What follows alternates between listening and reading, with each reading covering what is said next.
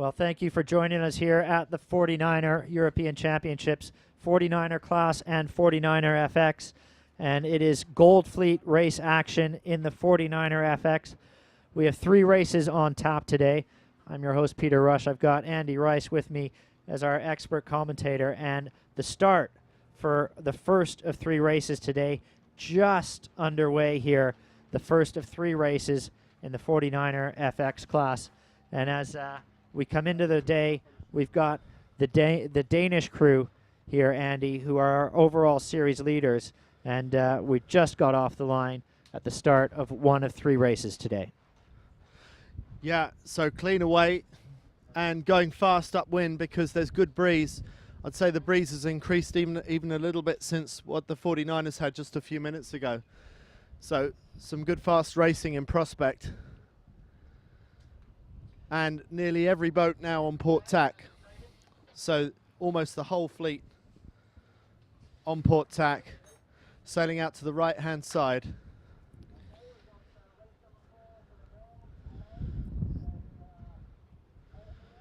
All right, we're just hearing from the race committee. All clear, 3 laps. And a Danish boat, Eden Nielsen, sailing across the front of nearly every other boat on the race course. So Danish already doing well. Well, they come into this this series, Andy. They come into the day. They're wearing the yellow jersey, just a 1-point lead over the Kiwi crew of Alexandra Maloney and Molly Meach.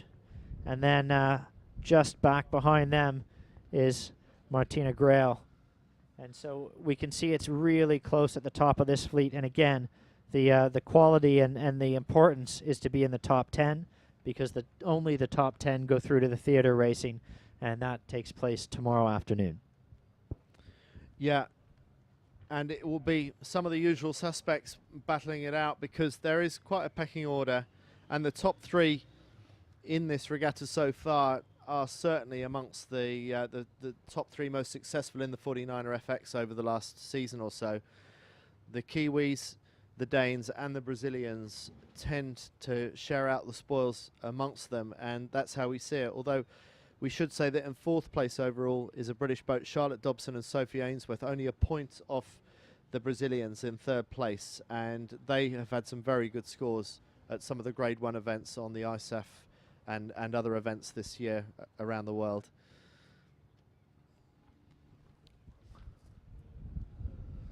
Good lines of breeze out there. It's looking full power conditions, if not a little bit of easing mainsail. The 49er FXs are planing upwind, and the Danish boat certainly doing very well even in these early stages.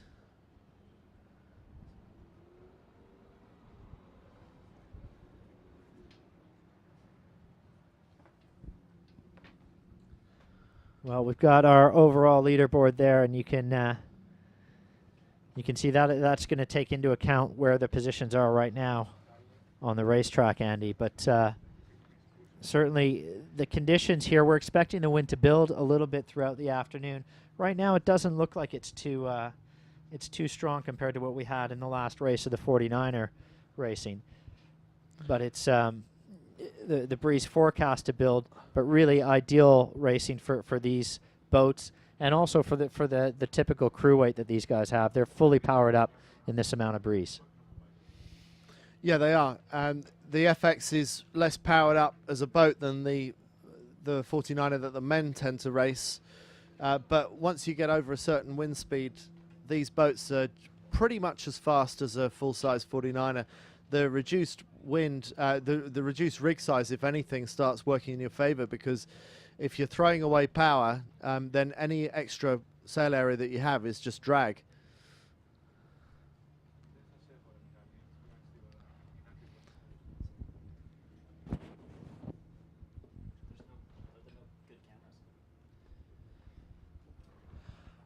Well, they're approaching the top mark now, and we can see we've got a long shot from here as the boats get up towards the top mark. A little bit of a wind shadow there from the island, although I think that the mark's just far enough off that it doesn't quite come into play. But we saw how important it is going around these top marks, Andy, when we had that last race, the final downwind run in the 49er class, that little puff of breeze that the Kiwis were able to find, and they just powered away from the rest of the fleet, made a passing move, and extended out the rest of the way down.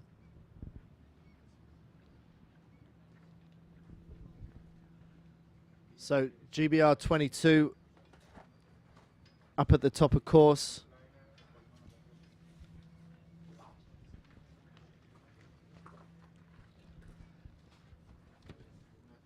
Passenger ferry going through the middle of the fleet at the moment.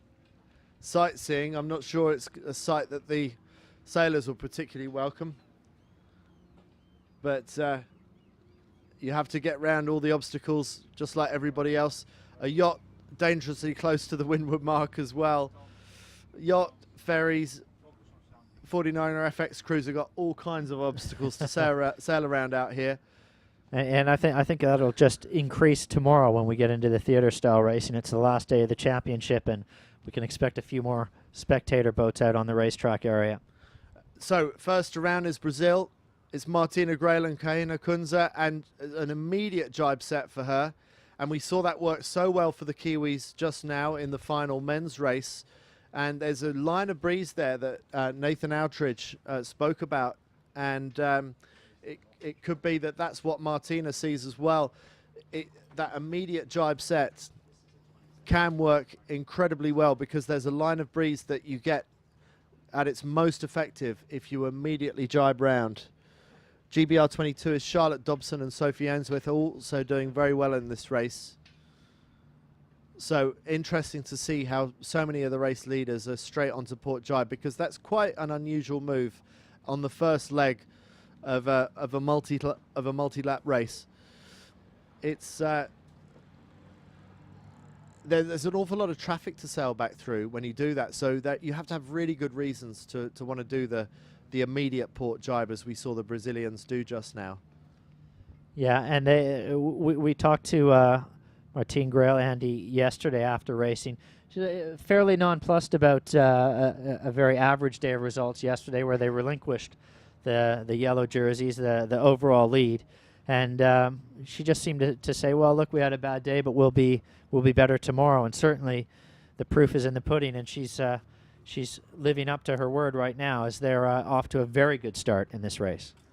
Yeah, it seems like they got a pretty good lead already, and I think behind them it's a little bit less certain, but I think Charlotte Dobson and Sophie Ainsworth are certainly amongst that pack. And also there's a Dutch boat, and I think this is one of the mixed crews that we've got in the 49er FX class, that Dutch boat. Yeah, I was wondering if the name was written down correctly, but Lars van Stekelenborg surely is a boy, and it's because the FX is open to all comers. You know, you don't have to be a woman to sail an FX. It's just that it so happens to be mostly sailed by women who are campaigning for Rio 2016. It's basically it's a light person's alternative to the 49er. The 49er is aimed at a crew weight currently of about 155 kilos all up. For the 49er FX, it's more like 130 kilos all up. And increasingly, we might see it as an intermediate trainer between kids coming out of the 29er, which is like the junior version, single trapeze version of the 49er, and the full-blown 49er. And in fact, we've got Dylan Fletcher with us here, just straight off the water, already out of his wetsuit, back in his shorts. Dylan, you were a bit of a 29er sailor in your day. Tell us about the transition that you went through into the full rig 49er. Yeah, well, when we made the transition, it was the old rig in the 49er, so the weight range was a little bit lighter, which helped the transition.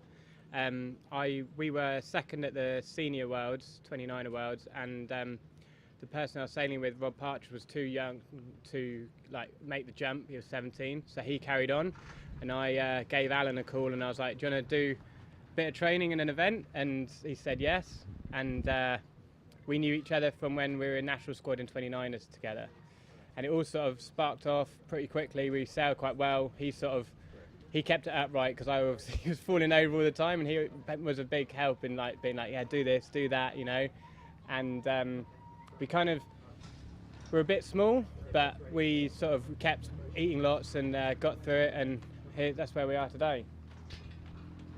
If you could just tell us what you see as they're going round the leeward gate here, Dylan. What advice would you have for them? Well, maybe the advice is to keep the boat upright. You were just talking about keeping the boat upright in your 29er days. It looks like there's a bit of carnage going on there between the Swedish boat, and I don't know who's upside down, but they've got a red kite. I mean, I think the key for most of the time today just seemed to be just get around the lewards and get straight onto the lifted tack, and it was often long port today, so people were flicking off on port and then waiting to see what the next shift was. And you had your moment in that final race. You saw the mistake made by the Australians and the Kiwis going down to the leeward gate. You went round the opposite mark. You got into the lead. And then what was your thinking as you were going around the top mark final time, still in the lead ahead of the Kiwis? We got it wrong for starters. We were sort of clinging on ahead of them. We knew that on the last beat that we couldn't go the same way that they did because they were more speed than us, and so they tacked to leeward and were just sailing out from us. So we tried to take a couple of shifts which took us into top mark just ahead, and then unfortunately I thought there was going to be pressure for the straight set, and it turned out that the pressure hung on the right hand side. So, and in trying to stay ahead of the Kiwis, we lost a place to Nathan, which was a bit unfortunate, but we were still pretty happy with our day. And you know, apart from the second race where we had a few, the kite sheet round the bow twice and a few problems, but we've really enjoyed racing today. We saw Alan up on the bow around one of those leeward gates. It didn't look like it hurt you too much, but how does that go wrong? What happens there? Well, actually, it's just through the drop. Sometimes when it's a bit messy at the bottom and you're around a lot of other boats, the kite sheet, if it's not kept tight, can just hook over the bow. And doesn't seem that major, but it's quite slow, obviously, to have the kite sheet dragging underneath the bow of the boat. So Alan had to go up onto the foredeck and flick it out, and it cost us probably about 5 places at the time, which was pretty annoying because we were doing all right, but it turned out we discarded it anyway. But you climbed through the fleet a little bit better than the Australians in that race, I think, because you went round the windward mark together. Is that right? Yeah, up to then we were pretty similar at the first beat, both back, and I think we got up to like 12th on the second windward mark. So, and there were quite a few far boats back, so we were feeling quite good about that because obviously we're pretty close in the championship. But as it turned out, it didn't make any difference. And your girlfriend Charlotte Dobson, she races in the 49er FX. Did you have any advice for her in between races? Did you have a chance to speak to her? No, we try and not talk too much about what gains on our course and their course. Leave that to the coaches, because sometimes it's quite interesting the difference in the fleet dynamics of their fleet versus our fleet, because their fleet's a lot younger. So often what works in the 49er doesn't necessarily pay in the FX. Why would age make a difference to how you sail around a track? Not age of the sailors, age of the class. So I think maybe you might remember the 49er probably back in 2000 or even earlier, that the gains you could make were very different to the gains you can make now. You know, there's a lot more boat handling errors going on, people are overstanding ley lines, the boat speed differences are a little bit bigger. So I think that they're a lot more, they can be a bit more conservative, especially when the breeze is up, and just get round the track nicely, and that'll put them in good stead. And they're right on the heels of the top 3 going into today, just a point off the Brazilians in 3rd place overall. I see the Brazilians are leading this race, or perhaps not now. We'll get back to Peter Rush in a moment and find out how things are going on in this race. But what does Charlotte Dobson need to do to really make inroads on the front few, like the Kiwis and the Danes and the Brazilians? Well, I think they've got the speed. See where they are here. That's the overalls going into today. Yeah, I think they've got the speed. They just need to, keep their heads together, keep plucking away, and as ever in Goldfleet, the difference between the guys that are at the top and who win are the guys that come back through the fleet, and turn the 15ths into 10ths or 8ths or whatever it is. So I think for them, just keeping their eyes up and just not thinking it's over until they go across the finish line. Dylan, thanks very much for joining us, and we'll see how Charlotte and the rest of the 49er FX fleet are getting on in this race. Thanks. Right, thanks, Andy. Well, yeah, I think we have had a lead change, and it's the Dutch boat that's just squeaked ahead of Martina Grails. They come up towards this this top mark for the second time, and I think they're just about to go around the mark now. We did see that there was obviously a collision, a bit of carnage down at the gate. Not quite sure what's happened down there yet, but we'll try and get a report on that as the day goes on. But some close racing at the top as they go around here, Andy, and there's still everything to play for. There's an awful lot of gains and losses to be made here, and the boats are a lot closer than we saw, I think, even in the 49er class by the time at this stage of the race. Normally things had started to spread out a little bit, but we're up at the top for the second time, and it's still pretty close. And it does seem a little bit windier. It doesn't look it on the picture, but our papers are beginning to blow around the desk a little bit more than they were earlier today. And we saw those capsizes, but maybe, as Dylan Fletcher was just telling us just now, maybe it's the age of the fleet, that they've really only been racing these boats for 18 months, and we're seeing some errors of the kind that we used to see a long time ago in the 49er. Oh, that's a bad hoist on the Brazilian boat.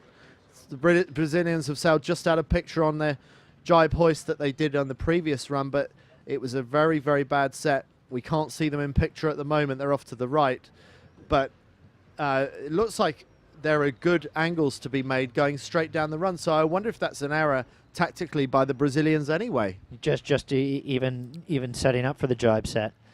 Well, certainly it wasn't executed very well, and if you're compounding that error by it being tactically a poor choice as well, that could result in another lead change up here. But I think we also have an interview queued up with Martine Grail, where she's talking about her day yesterday and what she needs to do today to get back towards the head of the fleet.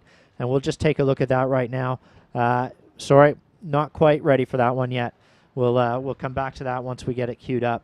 But out on the water right now, well, it's the Dutch, and certainly right up there, Andy, we've got the Kiwis as well, and that Kiwi crew in a good position to really make a challenge for the overall leadership. They came into the day just 1 point back, and they're sitting in, we think, probably second or third place in this race. Yeah, and I think with looking at how streaky the breeze is, there are going to still be lots of opportunities for place gaining here. Very, very difficult to read your ley lines downwind in a 49er or a 49er FX in these kind of conditions. And we saw that in the previous race by the 49er men, when the Kiwis and the Aussies got it wrong on their approach to the bottom gate. It's very difficult, again, for the women, or primarily the women and the Dutch mixed crew that we believe are leading this race. Yeah, I think they are still leading. They've jibed. They're going to come and converge back in the middle of the racetrack now, and we'll get those crosses and be sure.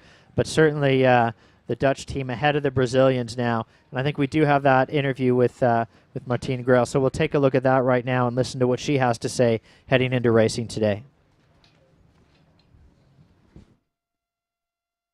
We began the championship very average, and then yesterday, well, in this average was very good, and we were leading the championship. And then yesterday we had a very bad day, not bad at all, but just nothing went right for us. We were always in the wrong move, so we're going to try to recover today. Well, that's Martine Grail. She was our race leader early on in this first of 3 races in the 49er FX class. She's still certainly in the mix. I think probably second or third. We'll see as they go through this gate.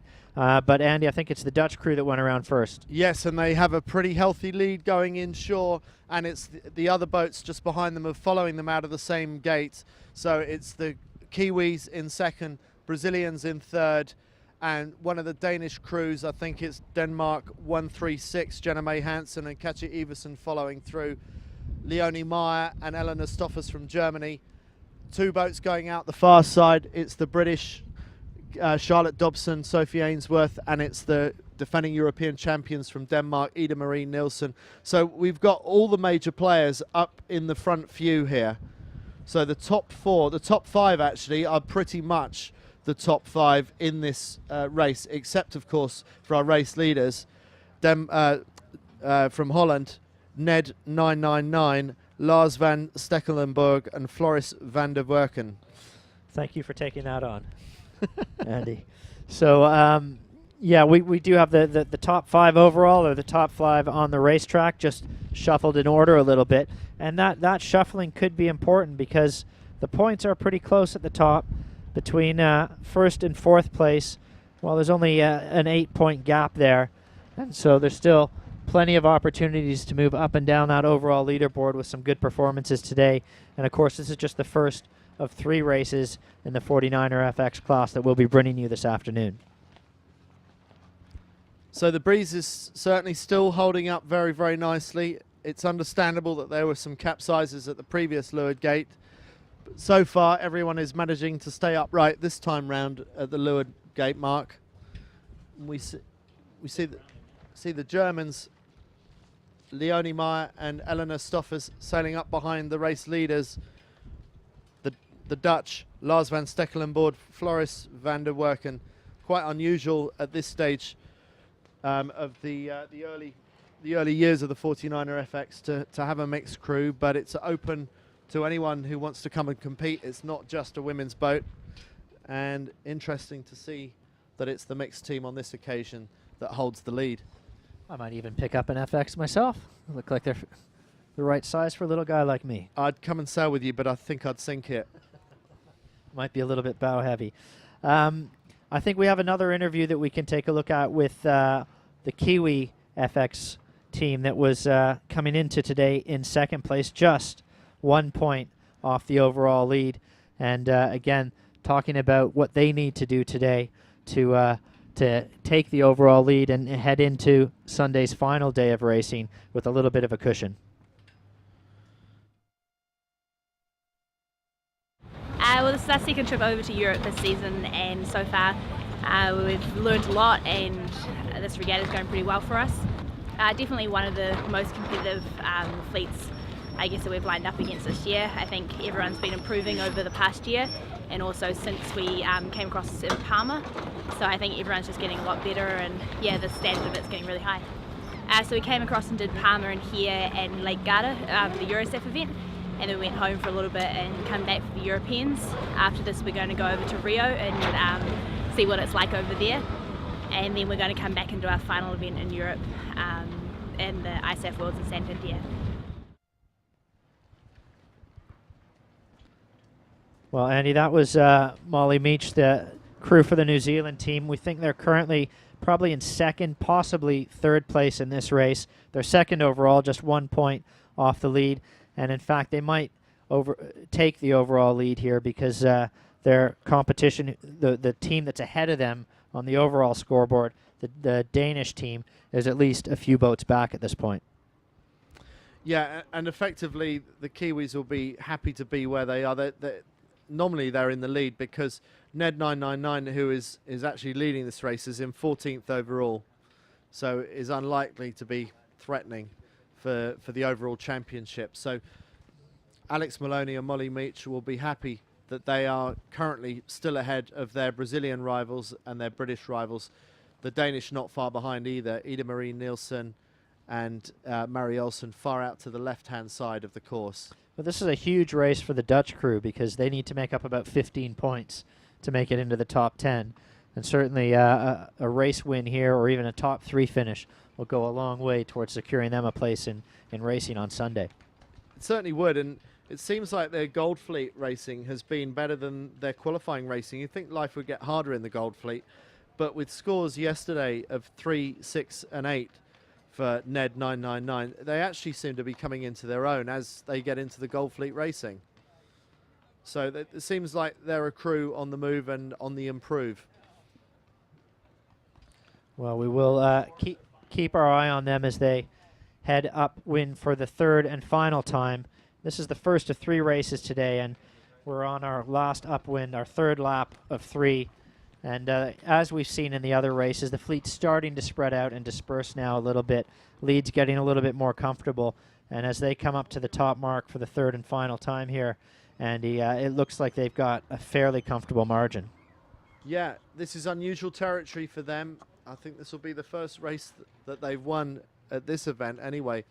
And what a lead it is for them. It's quite a healthy lead over the Kiwis. Yeah, I think their focus will be on sailing a conservative downwind, keep it upright, don't make any crew errors, boat handling errors, and they should be safe. And coming in behind them, it's the Kiwis, and then the Brazilians, Martine Grail, who was our overall series leader coming into yesterday's racing. And I wouldn't say she had a bad day, but she had a pretty average day yesterday, lost the series lead, and was looking to rebound today, and certainly a third place finish, a top 3 finish, would be a good start of that rebound. First would have been better, and she was leading this race early on, so she'll still be kicking herself that she's not winning this race. And she is quite tough on herself. She really wasn't happy with her racing yesterday and was looking for a better performance today. And as you say, third still ain't too bad. Interesting how it is the top 5 who are basically the top 5 all female crews in this race. So that means that the top 5 will move further ahead of the rest of the pack. Ida Marie Nielsen, Marie Olsen getting the Jenna crew up, the yellow jerseys telling us that they were the overnight leaders going into today. Looks like they might have just got down over the top of Charlotte Dobson and Charlotte Dobson and Sophie Ainsworth, who didn't quite get the same quality of hoist as the Danes there. So that's another place going to the Danes. Good jibe by the race leaders coming down towards the finish. It's the Dutch. I'm not going to try and pronounce their names too often, but I'll give them a name check if they manage to cross the line in the lead, as it looks like they will. Yeah, it does look like they've stretched away, and they've just sailed a very, very good race here today. They made the pass on the second upwind, and since then they've just been extending, not by great leaps and bounds, but to the point where they could certainly sail this last leg feeling very comfortable, and it's not too often you get to do that in this class. No. And really nicely stretched there on the trapeze. Looking very secure for a nice victory for the Dutch if they can just hold this together down towards the finish. Might still be above ley line, might still have another jibe to do. Yeah, that was maybe a little bit untidy. They could have sailed just a little bit longer and made life a little bit more comfortable for themselves, but it looks like they're rolling into that final jibe that they need right now, Andy, and just be a moment or two before they cross that finishing line for a great win. And the way they're jibing, it doesn't matter if they've got 2 extra jibes, because that was beautifully done. Through the finish on port tack. Very happy about that one. The Kiwis, Black Jenica just about to come across the line. And a good solid score for the Kiwis, who won 2 of yesterday's 3 races. All right, so that's the New Zealanders with a second place finish, and now we'll need to see whether they're able to gain a couple of points here to take the overall leadership. I think they probably will. I think the Brazilians will be in third place, and that'll be the buffer they need between themselves and the Danish crew to take the overall lead. Yes, because it's the other Danish crew we're looking at here, Jenna May Hansen and Katja Iversen, who are crossing in fourth place. So that's actually a buffer of a few points now for the Kiwis, who will move into the lead overall. About to cross the line is one of the German boats, but it looks like Ida Marie Nielsen might have just got ahead of them.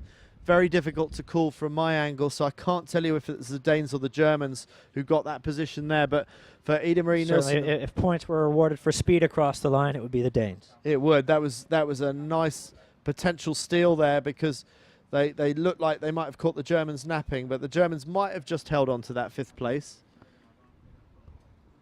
And it's Charlotte Dobson and Sophie Ainsworth who come across just behind there. So they'll be disappointed that they lost out to the Danish European champions on that final hoist for the final run. Tamara Echegoyen, Berta Betanzos coming across the line for Spain. Tamara Echegoyen, the Olympic champion in the match racing from London 2012. And now some big gaps to the boats further back.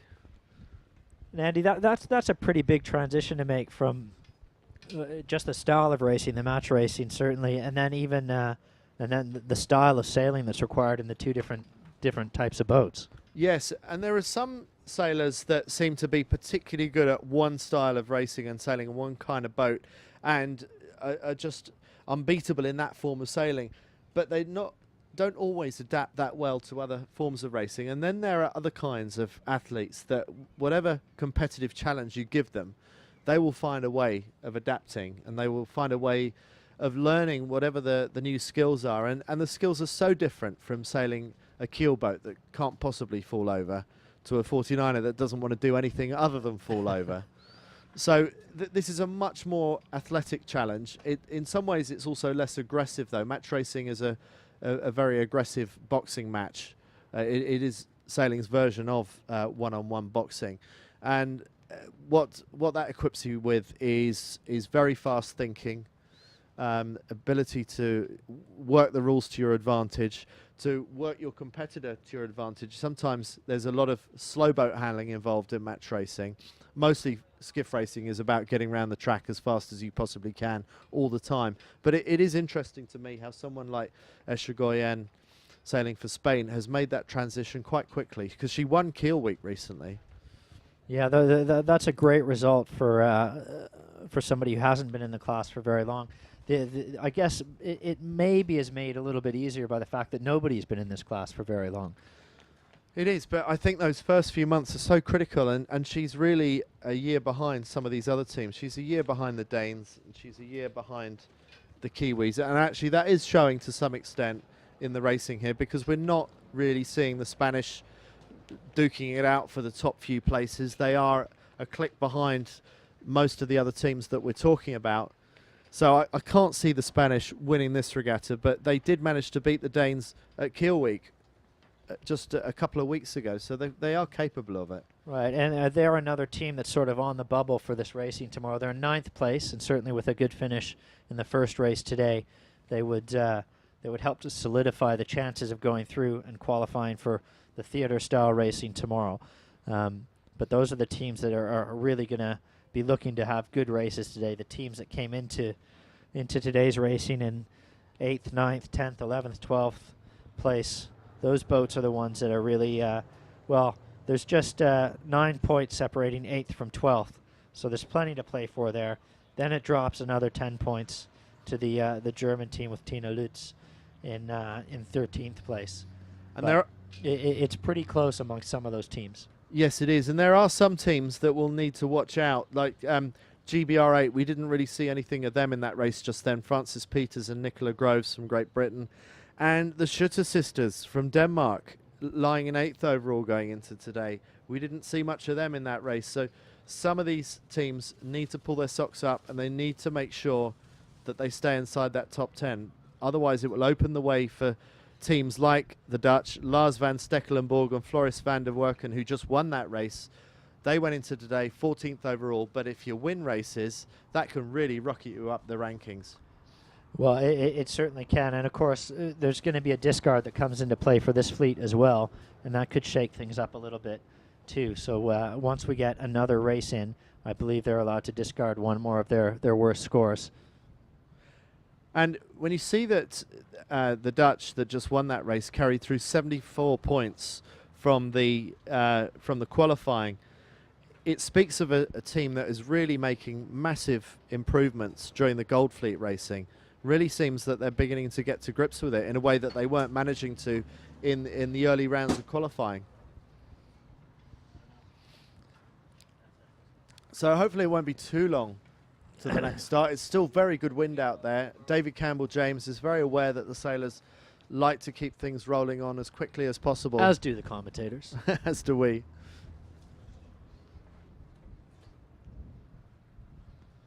So the teams will just be taking breath. Some of those teams will have capsized in that race, and that can be very tiring. Just when things go bad, it gets even worse for you, because firstly, a capsize is bad within that race itself, but it also tires you out for any further races. But it is only 3 races for the FXs today, so they're 1/3 of the way through their program. And there's a bunch of other racing going on some of the other courses today. Not quite the blue sky that we were enjoying yesterday, is it? No, that's because I wore my shorts. Told you that Temperature's was a down, mistake. clouds are rolling in. 3 days ago, it was 30 degrees Celsius here. There was no wind though, so that was the high price to pay for 30 degrees and blazing sunshine.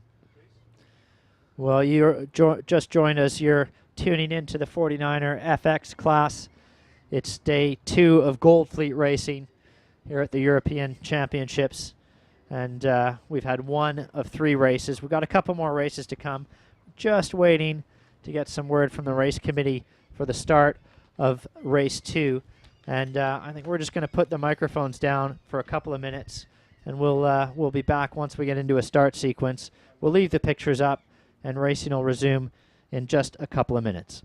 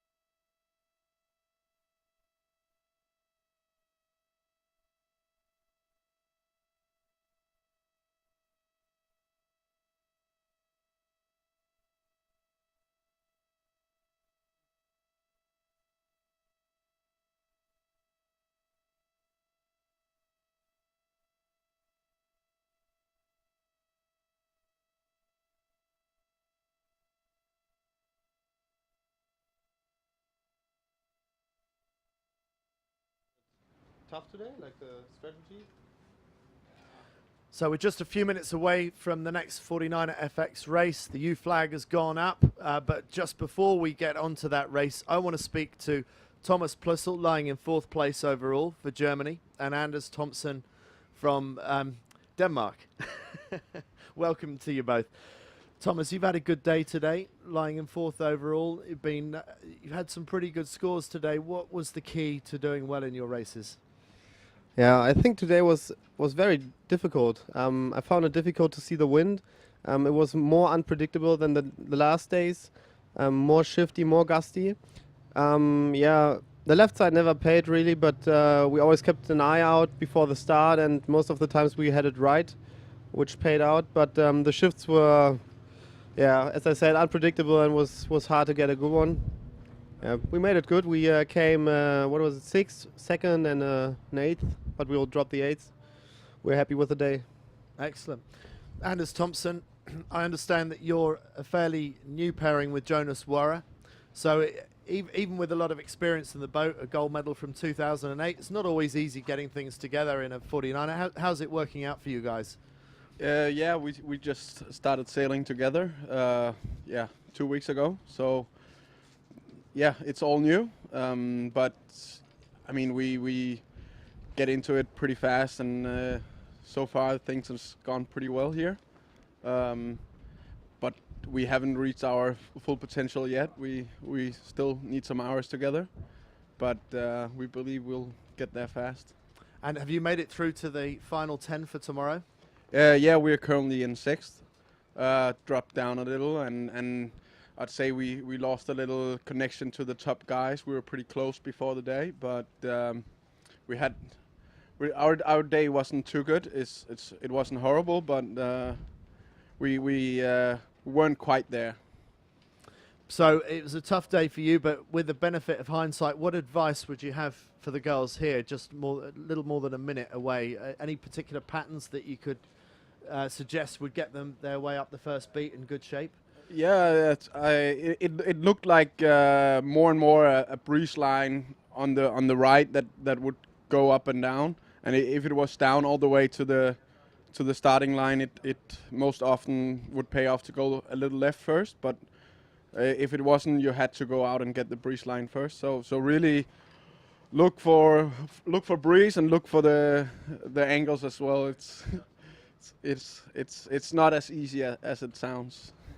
I'm sure it's not. What Anders Thompson, Thomas Plössl, thanks very much for joining us. We'll go back into the action for the next race of the 49er FXs. They have about 25 seconds to go, and it looks like Germany 810 is looking at a port tack start option. We saw it work a number of times for the men earlier on today.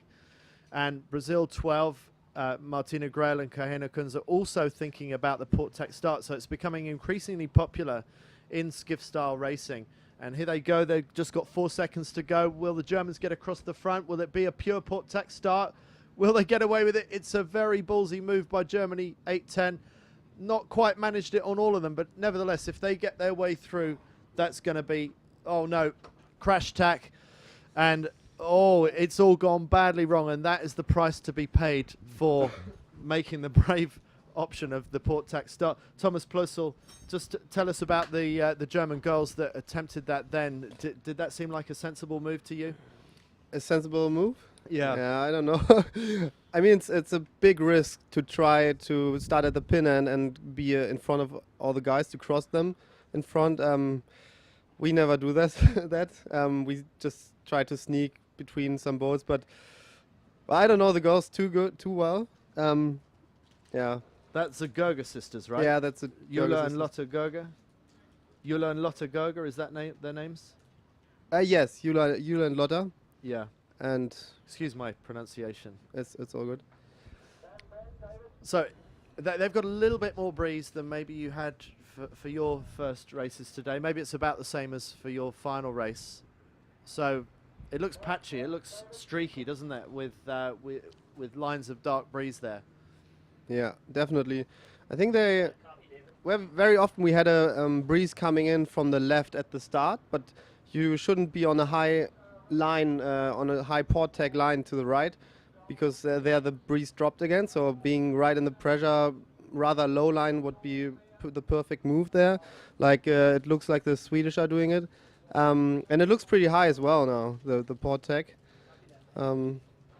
Yeah, that's a similar pattern as we had it before. Okay. So Peter Rush, have you got? We'll get back to Peter Rush in a moment.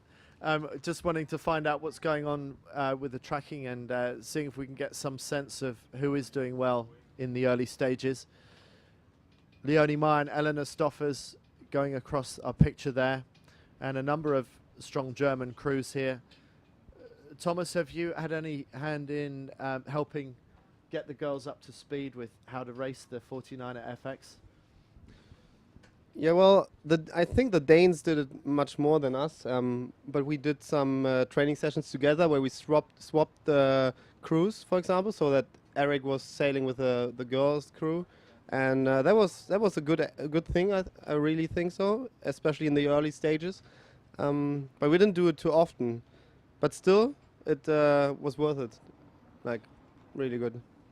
And you make a good point about that, about the Danes. Anders, the Danes have really made the early running in 49er FX racing, winning the first European Championships last year with Ida Marie Nielsen, and sitting very pretty here to be able to win again, possibly going into today's racing wearing the yellow jersey.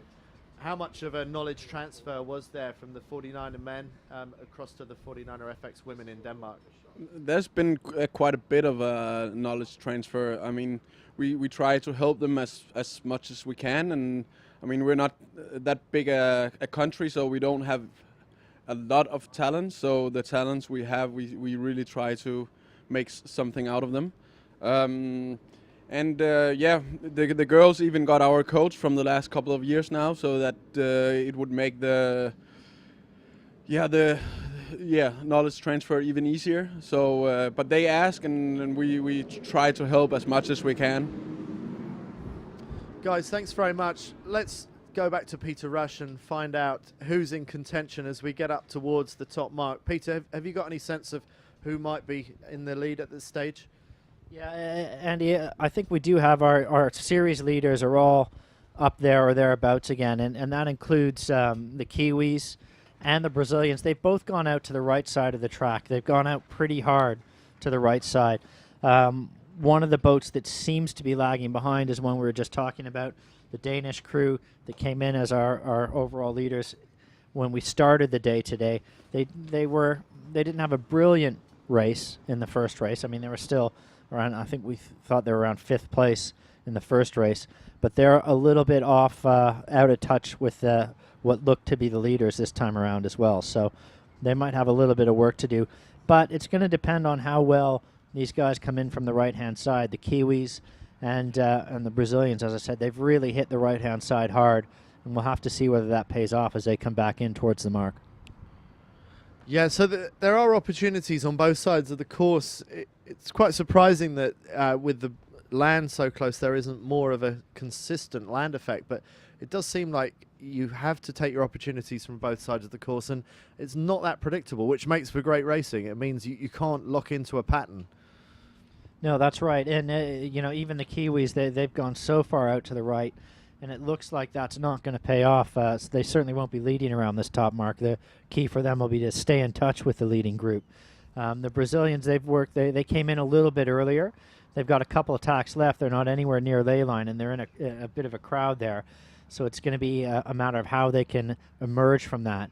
But they certainly have a chance to be the leading boat around the top mark. They're going to be up very close to the leader if they aren't, in fact, leading. It's looking shifty up there. I saw the French just attacking France 3, which is Sarah Stayart and Julie Bossard, and looks like they had a bit of a minor teabagging there. They got dunked in the water as the wind either shifted or a lull hit them. And quite difficult to keep these boats balanced when the breeze is so variable. No, that's right. And I mean, I think for them, the French boat that you were just speaking about, France 3, they come into the day, well, they're really fighting for their lives to be racing tomorrow. They're in 15th place today with a lot of points to make up. They need a couple of top 3 results here, really, if they're going to be racing in the theater style racing tomorrow. But, you know, they're up among the leading group here, and they might be able to just sneak in around the mark, but I'm not sure if they're going to just be in there or not.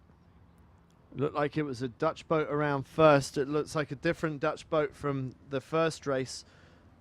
It looks like it was Emil Amoros, I think. Yeah, I think you're right. Emil Amoros and Joska Hummel who got round in first place, just ahead, of Brazil, which is Martin Grael and Kahina Kunze. So the Brazilians coming on strong today. A much better set of races from them so far today.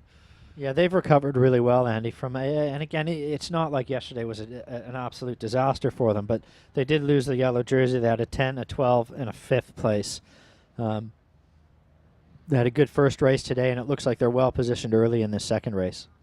And you spoke about the French needing to have a good race, and they looked like they were coming in from the port tack ley line, but I think they've made it work. I think they... It looks like they just were able to squeeze around inside. They found a spot where they were able to tack. So some nice work there. There in picture we see the New Zealanders with the black Jenica, and to the right of them, just going out of picture, the black Jenica of Ida Marie Nilsson, the reigning European champion. And in front of both of them, the blue Jenica of Martina Grael and Kahena Kunze in about third in this race at the moment. It's the Dutch still leading the race. Emil Amoros, Joske Hummel in 24th going into today, so right at the back of the they're right at the back, and they're right up near the front, although they're really going to be working hard to fend off the Brazilians here. It's very, very close as they come down.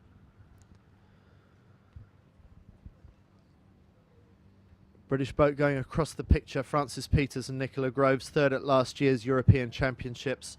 Not managing to show quite that kind of form today, but potentially a better race for them in race 5 of the Gold Fleet Finals. And Andy, the Danish crew, Jenna May Hansen, they're also sailing very well in this race, right up near the lead. On right to picture are our race leaders, the Dutch. It's proving to be a good day for the Dutch so far, but it's spread between 2 different Dutch teams. Yeah, I think it's going to be really very close down at this gate between the Brazilians, the Dutch, and that Danish crew. We'll have to see. There's going to be a lot of strategy involved as to choosing which mark you want to take going around. It wouldn't surprise me if it's the Danes who actually just squeeze around it. Yeah, it's the Danes and the Brazilians, Andy, and they're going around neck and neck. But it was a very bad rounding by the Danes, and the Brazilians are going to get up inside the Danes. The Danes seem to drop the main sheet, something like that, as they go out to the right-hand side. So I think Brazil will now take the lead. The Dutch have slipped back. They are now in third place, but they're going inshore away from the Brazilians and the Danes. And so we'll have to see which side pays. But that was a big error by the Danes there, and one that we wouldn't expect to see. No, a little crew handling error there, allowing Martine Grael to slide up on into the lead. And this is the 49er FX class. It's the second of 3 races.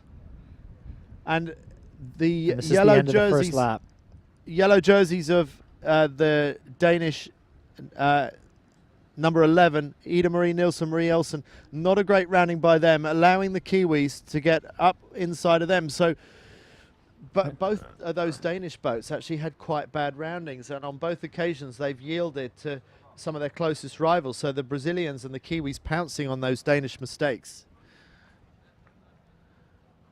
Now we're getting into the heavy traffic down at the leeward mark, as we see the Brazilians sail away up the track out to sea. Still not tacked yet, the Brazilians, so a lot of separation creeping in, but it looks to my eye that there is more breeze out on the right hand side, and the boats that have gone left, like the Kiwis and the European champions Denmark 11, are in quite soft breeze, and I'm surprised they're not tacking. In fact, as I say that, I see that the Kiwis did tack, but I think the Brazilians are potentially doing quite well out to sea on the right hand side in a little bit more wind. Andy, I'm just wondering, in the skiff style sailing, how many sort of different modes can you sail the boat in? Because I'm looking at the 2 tracks of the Brazilians and the Danish boats, and they went around the same mark. There was a slight problem with the mark rounding, but certainly the Brazilians seem to be sailing higher. Do you have a high and slow mode in these boats and a low and fast, or does that not really work upwind? It certainly does. There are many different modes that you can sail the boat in, and probably more so than slower boats, because in a keel boat, if you let the sails out and you go for a bit more pace, you're not really rewarded with that much more boat speed. When you let the sails out on a 49er, you go a little bit lower, you go so much faster that your VMG isn't actually that different. So there are many different ways to get the boat up the track, but it's hard to say if that's what was going on between the Danes and the Brazilians. It could just be that the Brazilians were on the inside of something, of a good wind shift. I mean, it's very streaky, that breeze out there, and I would say quite difficult to do a tuning run against anybody else out there. Right. Well, we will see how this this all pans out and comes together. It was the Danish team that tacked first. Brazil following a little bit further up the racetrack and coming in from a little bit further on the right-hand side. And certainly in terms of their distance to the mark, there's not a lot to choose between the two of them still. So I imagine unless things change as they get further up, we're going to see a fairly close mark rounding between these two. Yeah, it would be interesting to see if if there are different modes involved in the way that they're sailing. We see there in picture Brazil just tacking and German boat continuing on. And this generally is a better day by Martina Grael and Kahena Kunze. And some of her closest rivals are a few boats back. So these are good opportunities for the Brazilians to make up the lost ground from yesterday. The Kiwis were so dominant yesterday in the FX racing, and they're certainly in the mix, but they're not running away with races like they were yesterday. No, that's right, and they are up amongst the leaders in the leading pack. Certainly well ensconced in the top 10, probably around that 5th, 6th, 7th range. We'll see as they go around the mark exactly where they slot in, but they're not having a dominant performance like they did. The British boat that's up there in the top few, it's Kate McGregor and Katrina Best, and they were wearing the yellow jerseys after day one. They had a sensational first day here at the European Championships, and they're a pretty new pairing. Kate McGregor went to the last Olympics, crewing her sister in the match racing. Now she switched to the back. She's steering her own boat, but she's been going through a few different crews. Katrina Best was out of action for the best part of a year with a knee injury. Really eager to get back into competition. Incredibly fit, trains really hard, and such a competitive spirit. And since these two have teamed up, they've really started to turn on the speed. They're thought to be one of the fastest boats out there on the race course. Now they've got to put the rest of their game together. And at the moment in this race, they're doing pretty well, GBR 99. Well, we are coming up to the top mark, and we have a close race here between the Brazilian and Danish crews. There's really not an awful lot in it, and we'll see who's able to just squeak around that mark first. Certainly Martine Grael, the Brazilian team, they've looked strong today. They've looked like they've come with a little bit to prove here, Andy, and they've certainly had a couple of, or they're well positioned to have a couple of good results here. Yeah, Martine was cross with her performance yesterday. She wanted more wind today. She wanted the really strong winds of 2 days ago. Well, she hasn't got that, but she's taken what she's got, and she's making the best of it. Here we are coming up to the top mark. I think it is going to be that Brazilian team, and if anything, they've just extended away a little bit over the Danes, the British, the Dutch. There's 3 teams that are going to be close right behind them, but Brazil straight into a jibe set. That's such a popular move for the Brazilians. They love doing that. Saw not such a great set by them in the previous race when they tried this, but that's not bad. That blue kite is up and running. And it was the Danes, Jenna May Hansen, Katja Iversen, who went round in second. Round in third is the British boat, GBR 99. We just spoke about them, straight into a jibe set. And the Dutch boat that was leading is now in fourth. Early leaders. So still a good score from them if they can hold in fourth place. And it is a bit of a gap back to fifth. It's one of the German boats. It's Germany 161. It's Tina Lutz and Suzanne Boyke. And that's what they need because they're on the cusp of going through into the top 10. They're 13th going into today. And Tina Lutz and Suzanne Boyke would really expect to make the top 10. They're a high caliber of sailor. Just saw the Kiwis go round. This is not such a great race by their high standards, but certainly doing enough to be staying somewhere near the top of the leaderboard. GBR 22, not such a great race from them, or Denmark 11. 2 of the leading lights there, some way back in the fleet. Ida Marie Nielsen, Marie Olsen, they're in danger of seeing their crown slip unless they can get further back up the pack. It looks to me like Martina Grael and Kahena Kunze will probably be retaking the overall lead. Maybe not enough to get back at the Kiwis. Yeah, I don't know if they're going to have quite enough separation with the Kiwis. They'll need to win this race and have the Kiwis drop back a little bit more, I think. But certainly they're going to be closing that gap significantly. Some big gaps now. Back to this American boat. from San Diego, Paris Henken, Helena Skutt, Norway, Germany 8:10. And the Dutch, I wonder if that was the Dutch that won the previous race. So if it is, it shows how much there's some snakes and ladders going on here. And it was indeed the other Dutch boat, Lars van Stekelenburg and Floris van der Werken, first in the previous race and somewhere near the back. Ooh, dodgy bear away there by Island 997. Not great boat handling there. And Andrea Brewster and Saskia Tidy, they will be expecting better of themselves. They were going well in Kiel Week, but currently in 17th going into today, and not a great show of boat handling just then. No, they very nearly turned it over there. Well, here we are at the bottom. Looks like the two front runners are going to go round opposite marks. Brazil this time going inshore. They went out to sea the previous occasion. Jenna May Hansen, Katja Iversen, I think they've made a bit of a gain back in towards the Brazilians, and the Danes are going out to the right along with the British Kate McGregor and Katrina Best. So Brazilians ploughing a lonely furrow out to the left-hand side, but they are still in the race lead.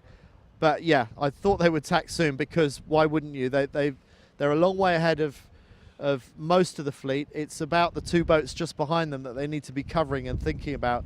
And the Brazilians, now that they're on port tack, look like they're on quite a nice high heading. So although there's a bit of separation back to the Danes and the Brits, at the moment it looks quite good for Brazil. It's one of the British boats has made a terrible rounding out of the leeward gate. Got their kite down late. I think I'm looking at. I think it's Francis Peters. Okay, that was a I think shocking rounding there. It was a good rounding by the Kiwis, and the Kiwis aren't that far back from the front pack. And Ida Marie Nielsen going round the left-hand mark. So Ida Marie Nielsen not having a disastrous race. Not great, but the Danes who went into the day leading, the reigning European champions, still doing okay in this race. Well, we're starting the third upwind leg, the third of three, so this is the final beat upwind, the final lap of the racetrack, and the last chance to make some gains, pick up some spots, gain a few places on the leaderboard in this race, and maybe overall as well. And I just saw France 3 sailing out of that leeward mark there. Sarah Stayart, a former laser radial world champion, and Julie Bossard, and they're pretty far back in this race, and I think that means that they're done for their hopes for getting into the top 10. And France 3, well, that number 3 tells us that they were third in last year's World Championships. I thought that was an exceptionally good performance by the French, who hadn't long been in the boat when they competed in Marseille last year. So having made such good early gains in learning how to sail the boat, I think they'll be really disappointed if they don't make it into the final 10. And just looking up towards the head of the fleet, Andy, we've had a couple of crosses here as the boats converge around the middle of the racetrack, and it is still the Brazilians holding the lead. Martina Grail and Kahina Kunze sailing really, really well, and Grail kicked herself yesterday, and the kicks worked.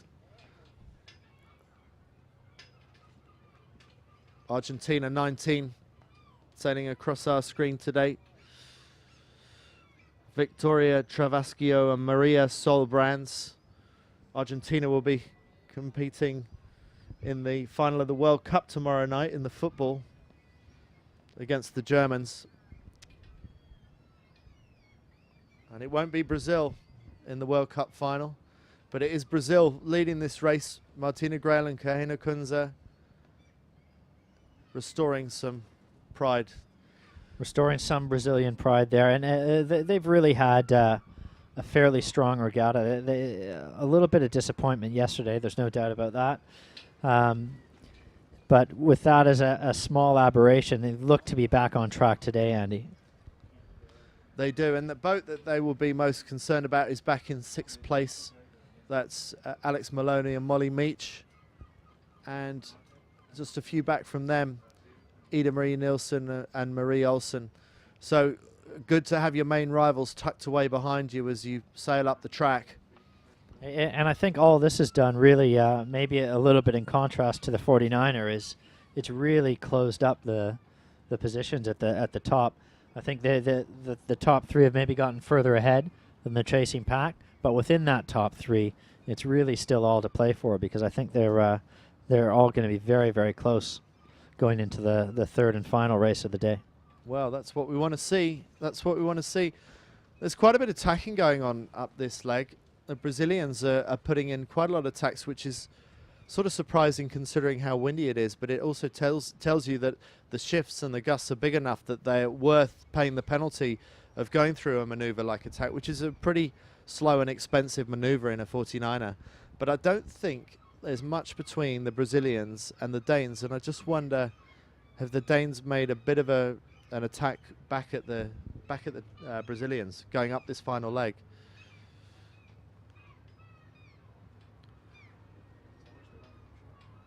Brazil surely on their final tack. You would think that they would be heading towards the windward mark, and that would leave the Danes, Jenna May Hansen and Katja Iversen, with 2 more tacks to do, because they're coming in from the left-hand side. And so you think that the Brazilians are still going to lead. Will they go for their jibe set, because that's worked very well for them on previous runs? You can really see on the water there how puffy and streaky it is up at the top. There's plenty of places where it just looks like you can pick up that extra gust of wind as you go around the mark, and it'll be interesting to see if that factors into them deciding whether to do that jibe set or not. Yeah, and it looks like they've got more wind than they've had previous legs, and the windier it gets, the more risky the jibe set becomes, because it becomes physically more challenging as a boat handling maneuver to go through a jibe set. It is quite an unstable maneuver at times. Well, so the Brazilians looks like they are going to cross ahead of the Danes, and the Danes still have a tack to do.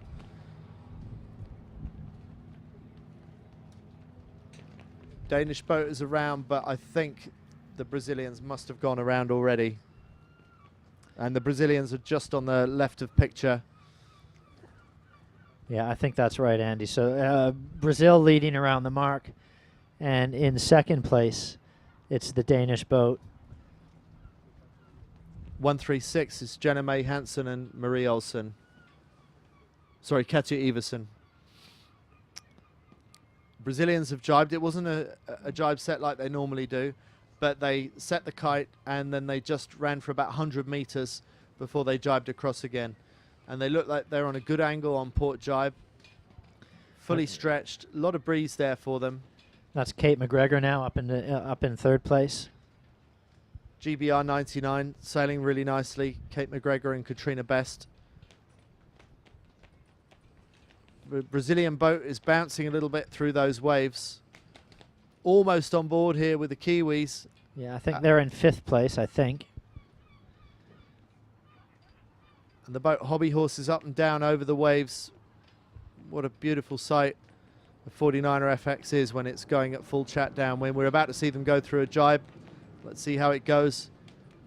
A difficult maneuver executed incredibly well there. You just have no sense of how difficult one of those maneuvers is when you see it done like that. Looks like this is the biggest breeze we've seen of the day, the way the Brazilian boat is going downwind. I think that's right, Andy. Certainly looking outside, the wind has come up, and that's what the forecast was for. We could have a very interesting third race here today. Yeah.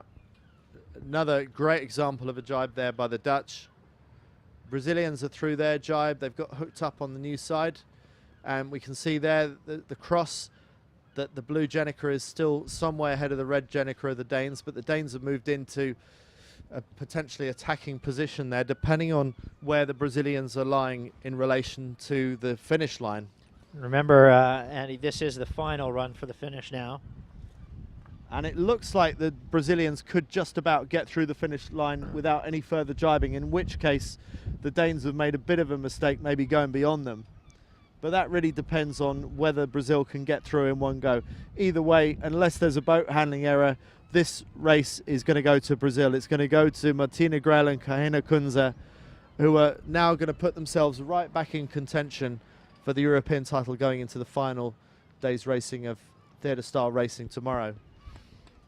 And across Yeah, the line for that's Brazil. a great race for Brazil, Andy. Not far back is the Danish boat Jenna May Hansen and Katja Iversen. I think they made a little bit of a gain back into the Brazilians, but it wasn't enough to take the win off them. And quite a gap to go back to the next boat, which looks like it will still be the British GBR 99 going into their final jibe. Kate McGregor and Katrina Best. Can they get across the other boat? And Andy, keep your eye on what's happening behind them with the Kiwis and the 2 Dutch boats. I think the Kiwis might be able to steal a place here. Well, one Dutch boat has got across the finish line, and the Kiwis are about to go across on port jibe. Black Jenica are about to go across the line, so they slot in between 2 Dutch boats.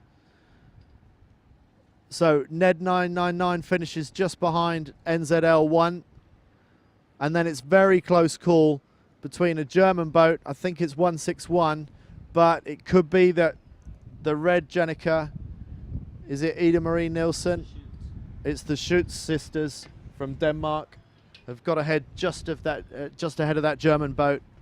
And now it's Ida Marie Nielsen and Marie Olsen. So a bit of a poor race by the Danish team's standards there, the reigning European champions. And 4 boats across almost together, but it looks like Francis Peters and Nicola Groves got the best of that pack of 4. And at the back of that pack were the Spanish team, who the recent winners of Kiel Week, and almost capsized after dropping their kite, but they got away with it. It's very easy to... There's not a lot of sea room behind this finish line either, is there? No, you've only got 100 meters and then you hit the wall, so you've got to get your kite down fairly quickly. And the breeze, as was predicted, it has picked up. We're starting to see some white horses, and yeah, we could be in for some exciting racing in the final race today for the Goldfleet 49er FX.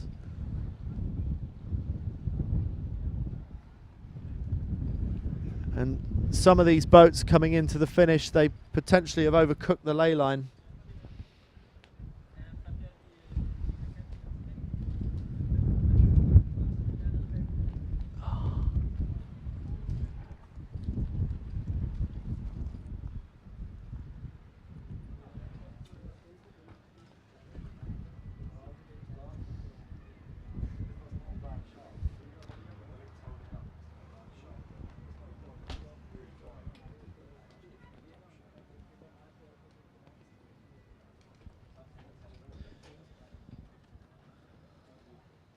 Well, the Brazilians showed that they can be as fast as anyone in this breeze, but I can't help thinking that we're going to see more of the Kiwis in the final race today.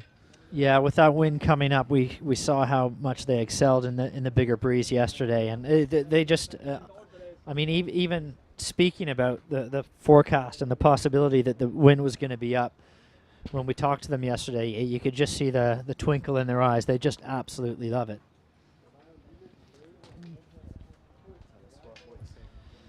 So, some really, really good conditions coming up for us here, and we can really look forward to this 3rd race of the day. And again, as the conditions come up, the wind gets up, we tend to see the same crews come to the fore, because really there's no substitute for boat handling and confidence in the big breeze, is there? No, I think especially in the early days of a new class, when people are getting to grips with a difficult boat like the 49er FX, it's much more predictable as to who's going to be up the front. Having said that, Charlotte Dobson, Sophie Ainsworth have been in the top few in this competition. They were 4th going into today. They finished nearly last in that race, alongside Victoria Yurtzok and Annika Lorenz, Germany 6. The 6 on their sail number tells you that there were 6 in last year's Worlds. So 2 teams that really underperformed in that previous race, and that is a surprise, because things should start to get easier for the proven performers. There should be easier points to be made the windier it gets, and we are seeing the biggest breeze of the day now.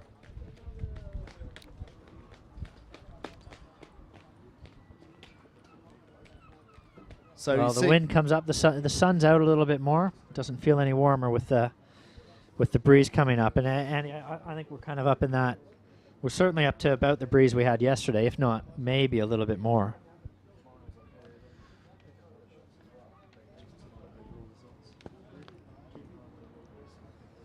I think at the top of the fleet, I think we do now have Martin Grail probably at the head of the fleet now, with the Kiwis just behind, maybe on equal points. So it's all coming together now, and we'll see if we're getting into a start sequence right away or if there's a little bit of a gap here.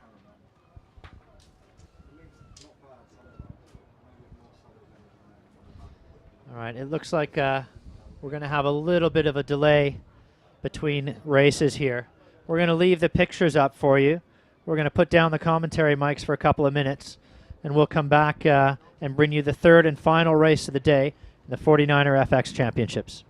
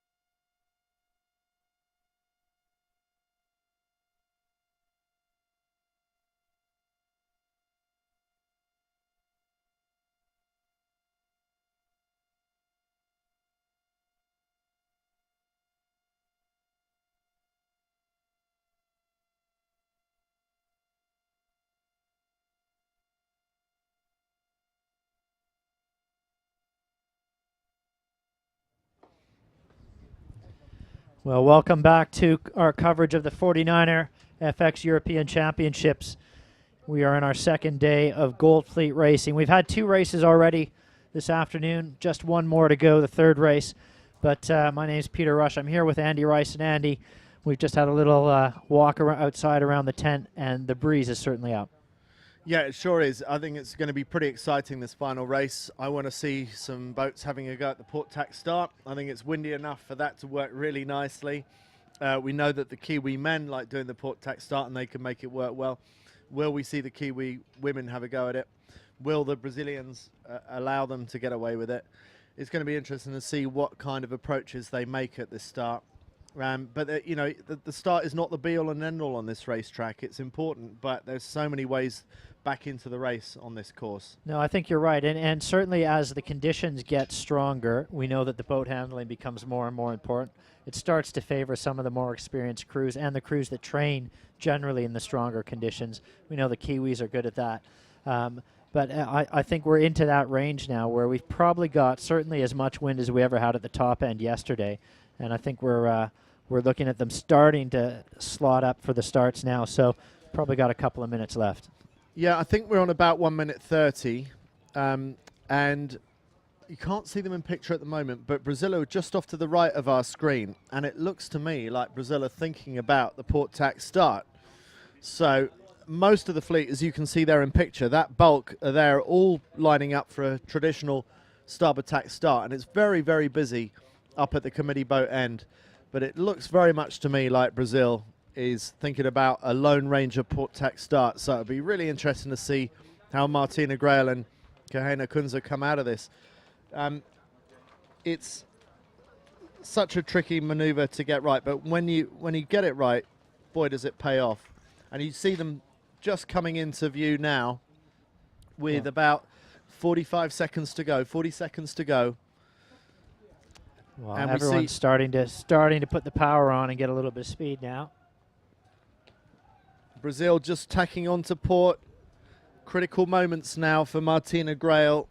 The heart will be pounding faster on that Brazilian boat than any other.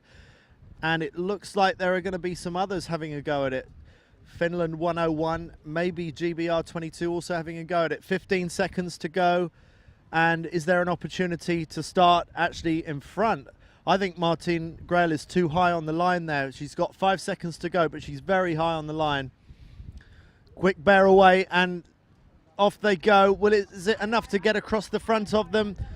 Brazil and Finland both trying their best, and it looks like they've got across the first few. But Brazil having to crash tack it. What kind of tack is it going to be? And at that moment, you pretty much give away all the advantage of that risky start. Tacking onto starboard, down speed, and Brazil, they chanced their arm on the port tack start, but it just didn't work out for them. Well, full credit for the effort there, Andy. It was it just about worked, but they just couldn't quite make it. And you do wonder if they came off the line with just a little bit more speed, if they might have given them enough. But their approach wasn't on the quite tracking. right. It would have been really tough. It would have been really tough. I'm just not sure the angle was right for them. Well, they were too high on the line too early, so they didn't give themselves any runway to get the boat launched. And when they did finally accelerate, the boat was leaning over. It wasn't a great place for them to start from. But the boat we just saw there, them in picture, they're fully up to speed again, and they're back on port tack, but mostly because they're trying to find some clear air after having mucked up what it could have been a great start. Well, we will continue to follow this and see whether Martine Grail is able to weave her way back towards the front of the fleet. She's had a couple of pretty good results so far today, but this was a high risk, high reward strategy, and so far it's come out on the wrong side of that equation. I don't think they're certainly all the way back in the fleet, but I don't think they're right up with the leaders at the moment either. So they've got a little bit of work to do as we start to get into the second half of this beat. This is the third and final race of the afternoon, and actually our sixth and final race of commentating for the European 49er and 49er FX championships today. We're on the FX class now. The guys in the 49ers were racing first today. The FX class was second today, and this is their third race. The conditions have been building throughout the afternoon, and especially really since we switched over to the FX class. The wind has just been getting up a little bit more, it seems, with each passing moment, and we're up in certainly in that 15 knot range now. Yeah, we sure are, and it's also quite lumpy as well, as you can see from that image there. The boats are bouncing up and down quite a bit, so quite difficult conditions. And I reckon that the Kiwis would come through. New Zealand won. We see them on the right-hand side of the picture there. They're not doing particularly great, it has to be said. They're in the front pack, but they're not noses out. And I really thought we'd see the New Zealanders come to the fore, and it looks to me like they're fighting for clear air there.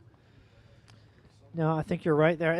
You know, the team that's had some very good results today, and even looking back into yesterday, certainly a team on the rise, is the Dutch boat with the mixed crew.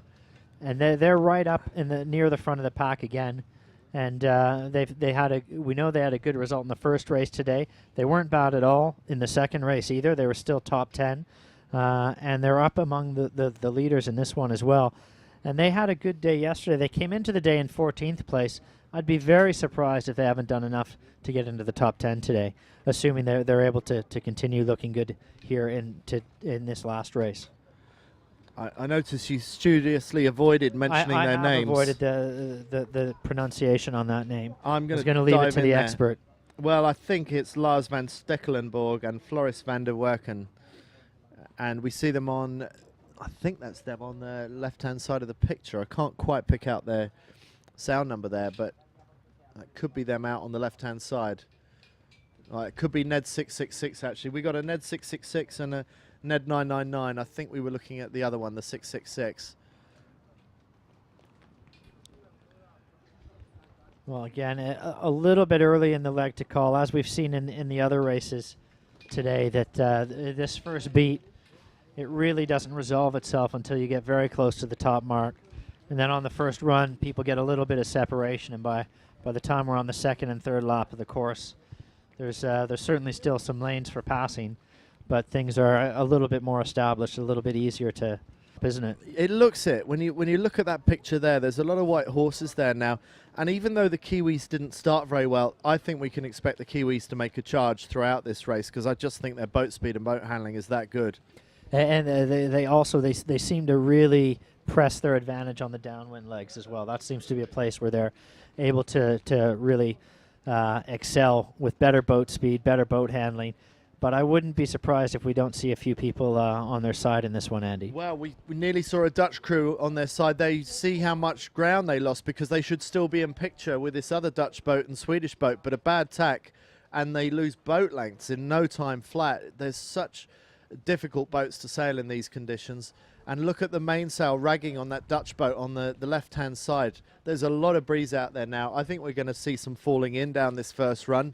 I think the jibes and some of the manoeuvres that have been fairly straightforward up until now are going to start getting really tricky. I think the Danes and I think the Swedes are going to be among the prime movers through the fleet as we see errors from some of the other boats. Well, Andy, let's see if your prognostications come true. It's certainly breeze on, I should say, up at the top of the racetrack. And there's plenty of it down here where we are. And we are just a little bit further, just on the onshore side of the leeward gate and the start-finish line. So the Dutch, I think, are looking quite good on both sides of the course. And the Dutch really seem to be coming to the fore. I wonder why that is, because we've not really spoken a lot about the Dutch until today. No, well, I mean, I think they've certainly, if you look at our overall leaderboard, they don't appear up there near the leading group, but they've certainly had a couple of good days. And if they haven't been on our overall leaderboard coming into today, I think they're going to be moving up, because there's been some very good results today. Will it be enough to get them inside the top 10? That's the big question at the end of the day. They won't be thinking about that right now. It's all about sailing the boat fast, keeping the boat flat. And sailing the boat upright. Exactly, keeping the carbon stick pointing in the air. But that was a Dutch boat going just past us. That was Ned 999, the mixed crew between Lars van Stekelenburg and Floris van der Werken going round in first. Good positioning there for the Swedish boat and the other Dutch boat, Ned 666. Jolbert van Dijk and Karel Bergerman. France 3 going around. I think that was Denmark 11, or maybe they've already gone round. Denmark 11, I think, are in the top 3, actually. Right, the Kiwis are up there as well now. So, the first jibe, Ned 999, is it a good one? Yes, it is. No, Oh, that's really nice work there. but the breeze is high now, so the Now room for error is high as well. Now, I think we had the Kiwis around in about 5th place. The team I haven't seen go yet is the Brazilians. Oh, there they are. They're probably around 8th or 9th. Oh, is this the first casualty of the day? It looks like the Norwegians might just about save it. And there's another one, the Spanish, the Olympic champions, in not very Olympic champion mode there. And the boat will not bear away unless you've got the boat on top of you or at least flat. If you've got it heeled away from you, the boat doesn't Just want to doesn't respond. turn. No. You've got the rudder, but the rudder doesn't do all the work. It's what you do with your body weight, and it's what you do with the sails. Look at the speeds they're doing. Already the Dutch are doing their next jibe. That's what you call a safety jibe. You keep the kite strapped on the old side. These guys are in survival mode, and I don't think you'll see the Dutch hold on to this lead because the Danes won't be hanging around. You won't see survival jibes from them. But the Dutch are up to speed, and I like what they're doing because you should sail within your abilities. Within your limits, yeah. Don't just because you're leading a race doesn't mean that you should throw everything at continuing to lead the race if it means you end up falling in and finishing last. Give away a couple, give away the glory maybe, but hang in there for a top 5. And if you're more comfortable doing a survival jibe, that's what you should do. But this is getting seriously windy now. The Danes, let's see what kind of jibe they do. Oh, it's a little bit on the messy side. Yeah. But they're And dropping. They're we- dropping we- already. So we can hear there's a big group of spectators just outside the tent, and there's a lot of comments messy here. Drop. It's a messy drop there for the Danes. They totally misjudged their approach, but it's not easy pickings for the Dutch either. So I think the Danes are going to capitalise on further errors from the Dutch, and the Danes have just about salvaged a bad rounding, but are still nominally in the lead or vying with it with the Dutch. The Dutch hold 2 of the top 3 places, but there's another boat capsized very close to the leeward gate, and I can't tell who that is yet, but they would have been up in the top 5, whoever's on their side. Well, I'm trying to see that for you as well, Andy. It should come up in the tracking in a minute. I don't have it quite yet. But the Kiwis are second round going round the left-hand gate, so the Kiwis are making gains. Not far behind them is Jenna May Hansen and Katja Iversen.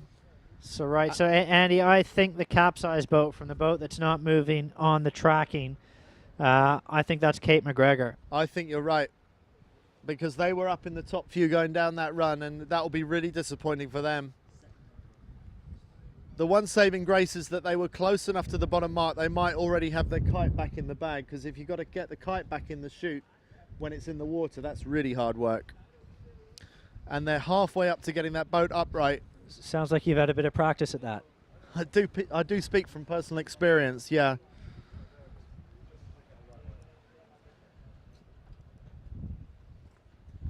Yeah, so we can see that is GBR 99, Kate McGregor. They've got it right side up now.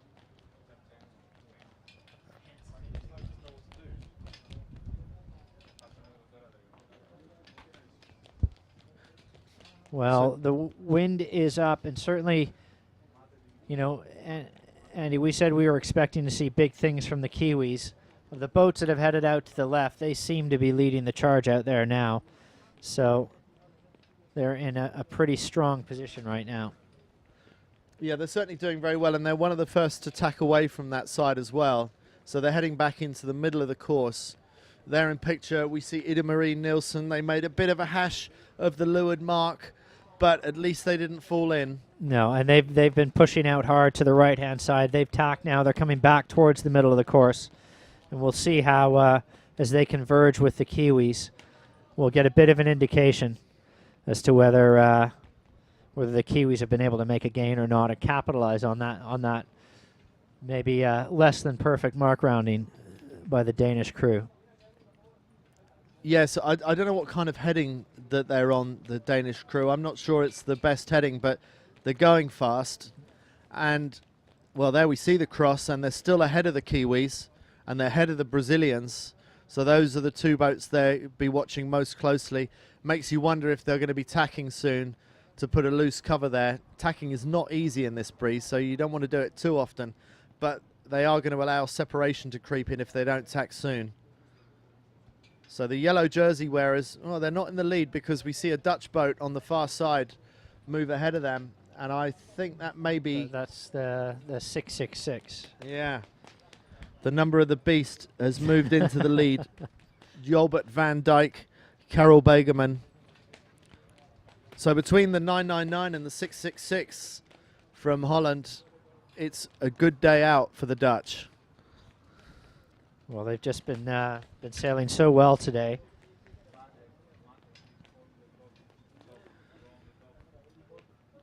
But in terms of the battle for overall honours, I still think that the Danes that we're seeing there are thinking more about where is Brazil, where is New Zealand. The Danes have now tacked back onto port and they are flying along. The boat is just moving along beautifully. And I think, unfortunately, it looks like we've lost the Brazilian boat from the tracker. Oh, no, I've got them now. So the Danish very much on the left-hand side of the course now. The two Dutch boats on a convergence course in the middle of the track.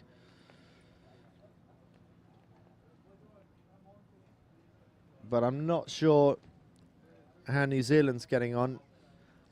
I still Well, the Kiwis are pushing out a little bit to the right, and it looks like they're possibly trying to head to that starboard tack ley line a little bit earlier than the other boats. It's a hard ley line to call from a distance when the breeze is up like this. But we'll see whether they manage it or not. They've got the Brazilians just a little bit behind them, but also in line. So they know where that competition is. But I don't think the Kiwis are in the lead or threatening to lead. They're up there. They're in that group in the top 5. But at the moment, I think it's still going to the Dutch, isn't it? The Dutch have got both sides of the course pretty well squared away. So whatever happens with the breeze, it's probably going to be a Dutch boat that benefits from it. So 999 and 666 have traded sides of the course. 999 we're probably looking at somewhere in picture there on the far left of our screen, coming in somewhere close to the port ley line. But on the far side, it's a matter of whether Ned 666 has got the better of them on their final approach to this Windward Mark second time round. And this is a good race as well for the Danish crew, for Nielsen and Olsen. They're right up there as well. Looks like they're going to be ahead of the Kiwis. So they could be making up a point or two here. So the Kiwis not moving through that quickly, but still very much in contention. And we saw some safety jibes there by one of the Dutch teams on the first run, sailing within their limits. I think this is a learning experience for a lot of these crews. They probably haven't done a lot of racing in breeze this strong. So you're really learning as you go along in these early days of racing a new class. And you can practice all you want in the big breeze, but it's a lot different when you're in a fleet with 25 other boats around you, and you can't choose exactly when you want to tack or exactly when you want to jibe. That's a really good point. Makes a big difference. It sure does, because your footwork and your steering have to be absolutely spot on. The boat is moving so fast, and the quicker the boat moves, every twitch of the tiller becomes more and more critical. And you're pretty much asking the boat to steer itself through the jibe, because as you're running through, you're dropping one tiller extension and you're leaving it a couple of seconds before you pick up the new one. So the boat is effectively out of control for a couple of seconds through the jibe. Well, we are getting around that top mark, and I think it's two Dutch boats maybe in first and second. The Danes in third, the Kiwis, well, they're in fourth place going around the top mark. This is our second time up at the top. We still got one more lap to go after this. The Danes are the first to jibe away. Now it's the two Dutch boats jibing in unison. Not a great jibe from one of those boats. A good jibe from 666 front of picture, but 999, not such a good jibe. And they're really laying it on its ear there. They got it back under control now, but you can see that there are some big gusts there. And here we are side by side with the Red Bull boat. It's the Kiwis flying downwind on starboard jibe. Brazil back of picture there, not too far behind the leaders. Not too far behind. I think they're in about 8th or 9th place, but they've got a few boats that are close enough that they could maybe think about picking up a couple places. And they rolled right into a jibe set there, going around the mark, or certainly a very early jibe. Well, that's a really impressive maneuver in this kind of breeze. Quite a risky maneuver, I would think, but clearly it's one that the Brazilians must have practiced. You wouldn't try that first time in this kind of race. Well, what a great day for the Dutch. Two Dutch vying it out for first and second. As far as I can see, two mixed crews as well. Yeah, I think that's right, Andy. And they're really going to have a battle on their hands with this Danish team. I think the Jibes the Danes are really pushing now. So the Danes with the black Jenica there, they're sailing a bit lower and a bit faster. They've already moved ahead of one of the Dutch boats. You can see that other Dutch boat behind in bad air, and it looks like the Danes might have even broken through both of the Dutch. Both boats being sailed beautifully, and the white Jenica of the Dutch might still be just ahead of the Danes. It's going to be very, very close in here. Not far from the leeward gate now. Now, the Kiwis are right up there in the mix as well, Andy. So the Kiwis doing well, but I think it's the Dutch that are going to hold on to the race lead. The other Dutch crew has really dropped back. It's not been a good run for them, but it's going to be the Dutch with a pick of which mark they want to go round. Are they going to do the jibe round? I suspect not. I think they're going to play it safe and go round to the left. Danish a little bit late getting their kite down. Are they going for the jibe? No, they're going for the roundup, so that's given away a lot of space to the Dutch. And that's all a little bit late by Ida Marie Nielsen. She was greedy there. It wasn't a great drop previous time, and she's let the Kiwis get right onto the back of her. So this is opportunity knocking for the Kiwis, who are now in third place and just a boat length behind the Danes. And the Dutch, who were in second, are now back to fourth. But Ned 666 with a nice clear lead, because that was a bit of an error by Denmark 11. More boats falling in. I didn't see who it was. It was Tess Lloyd and Caitlin Elks from Australia who fell in just where Kate McGregor and Katrina Best had fallen in the previous time round. Brazil just going round. German round the inside of them. Will they keep the boat upright? Yes, they do. But a momentary trip by the Germans allows Martina Grail to move ahead.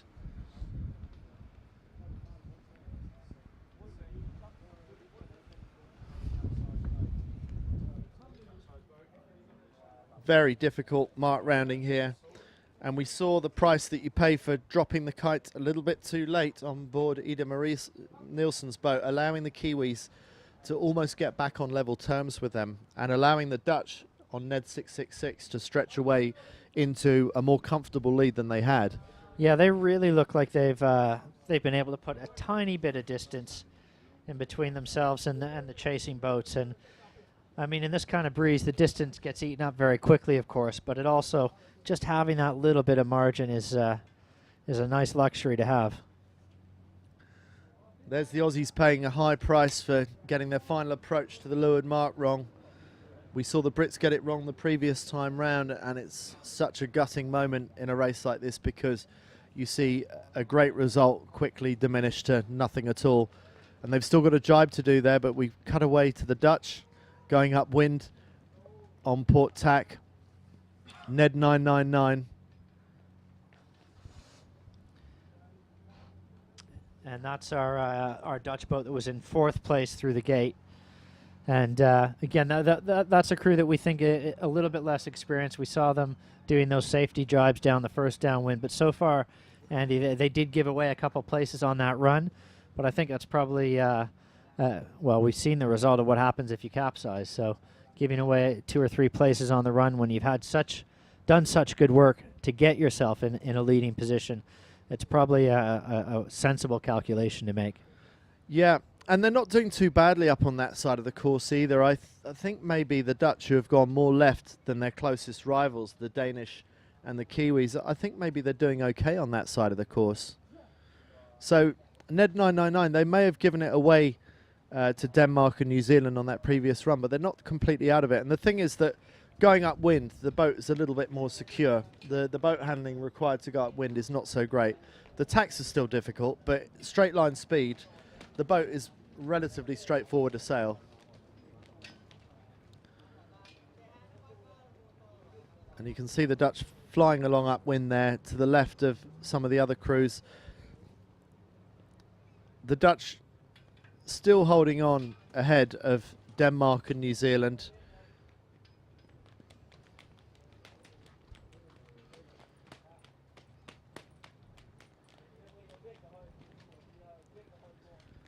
So this is the final approach to the top mark, and it's not taking them long to get up there. No, they're getting around this racetrack pretty quickly, aren't they?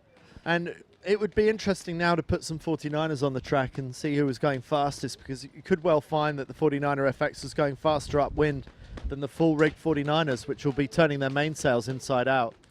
Well, the breeze is certainly the strongest we've had over the last couple of days. And Andy, it's we're getting right up near that 20 knot range now, I think. I think that might be right. And there could be more twists in the tail on this final run downwind.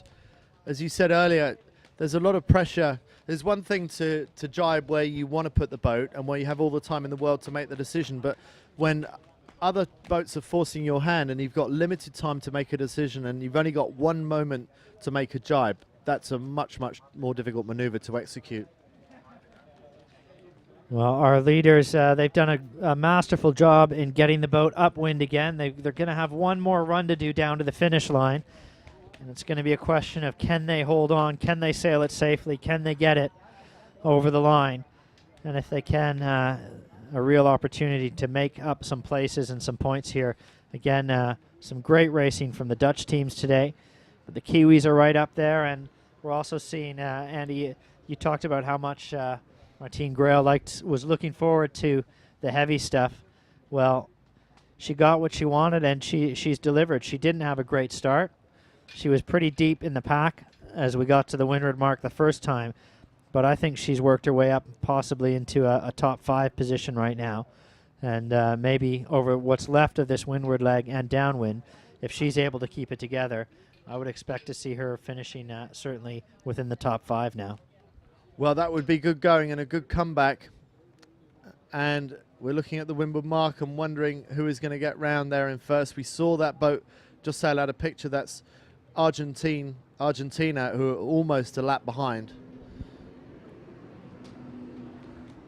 Well, that's certainly somebody who's sailing within their limits and just trying to ease the boat around the racetrack as the breeze gets up. And to see a boat that far back, it's a reminder of just what a difficult boat it is to sail. And these crews make it look easy, and it really isn't.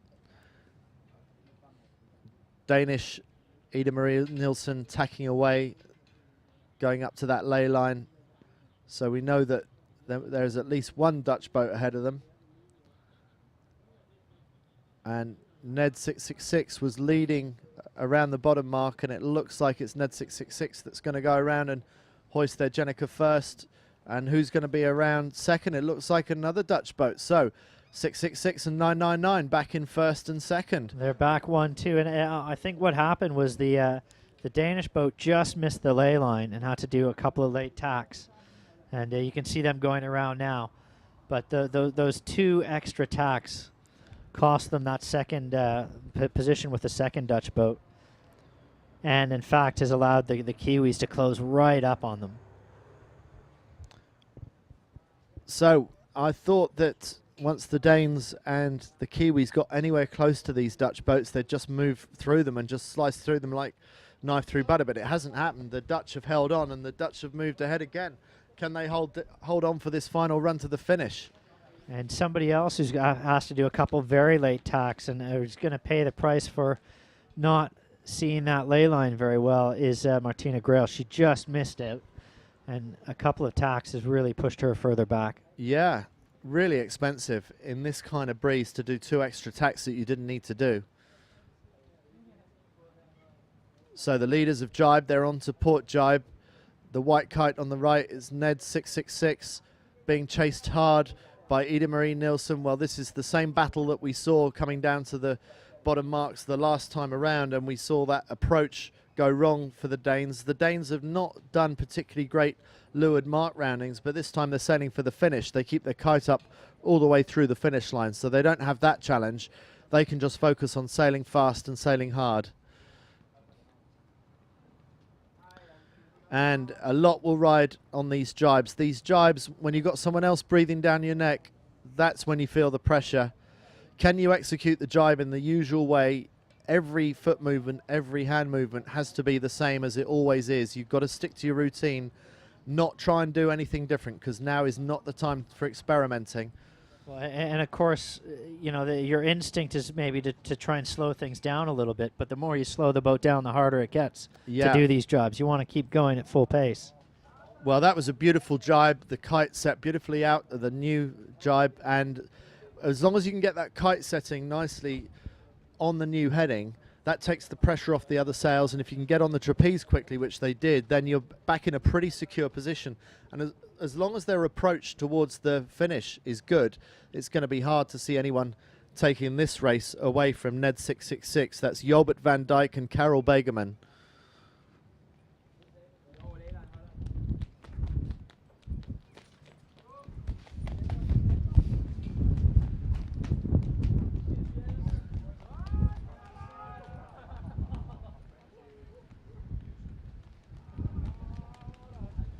Well, Andy, it's going to be a real sprint here down to the finishing line. Tell us what you see. The Dutch have just crossed the line in first, and the Danes have just crossed in second. Looks like it's going to be Dutch in third, but not far behind are the Kiwis. Are the Dutch going to be able to pull this off? Because they're slow. It's a slow jibe. The Kiwis might be able to just get ahead. Hard to say between the Dutch and the Kiwis. And in fifth place, they have had to drop the kite early. It's Jedeme Hansen. Katja Iversen misjudged their final approach, but they keep the boat upright and they come across in fifth place.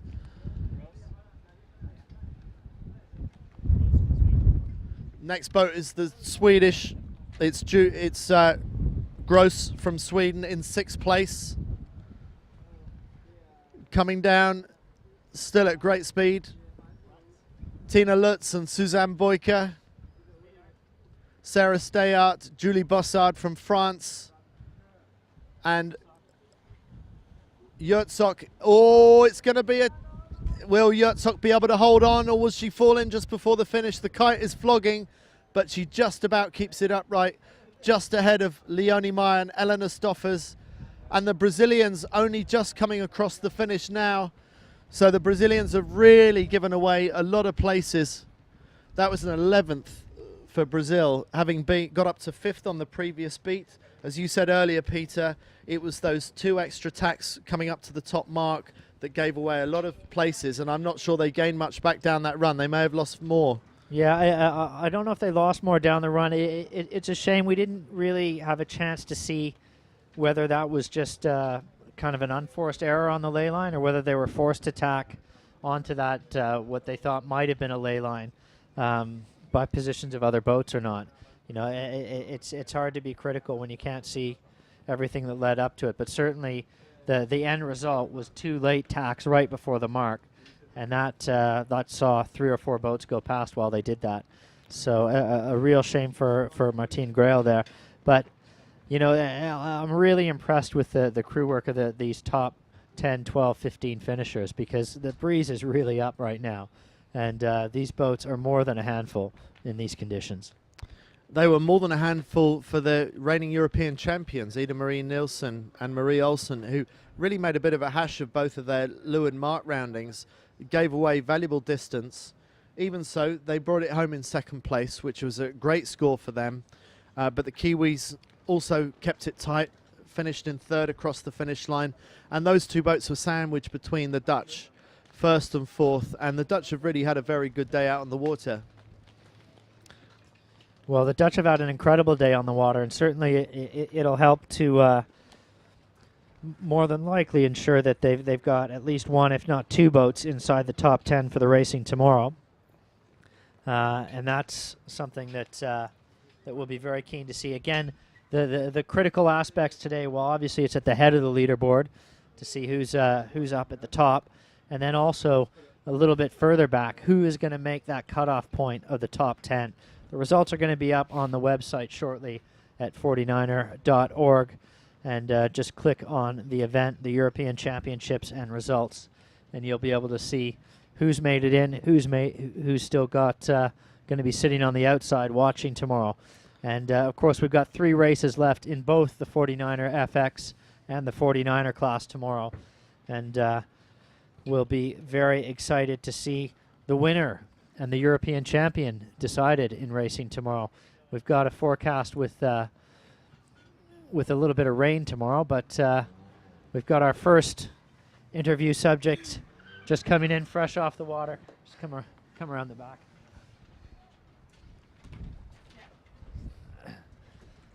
So, Marie Olsen, what a big day out on the water. I can't believe that I'm talking to you now, and we've just seen you cross the finish line about 2 minutes ago. This is incredible that you managed to make it here already for us. So tell us, that was a real battle with the Dutch in that race. Yeah, it was really, really close. I think they were leading, but they missed the ley line, and then we overtook them, and I really hope we got them, but I'm not sure. So you might have even got the race win. I think so. It was really close. Well, congratulations. Thank you very much. I'm not sure we won, but it was quite close, so maybe. So we thought that you would get the better of the Dutch earlier in that race, and it looked like the leeward mark roundings for you didn't go particularly well at either of the leeward gates. You left the drops quite late. Yeah, we were over the ley line in the last drop, and it was very, very difficult for us to reach the mark. And then we had a little bit miscommunication if we should drop early or make the jibe rounding.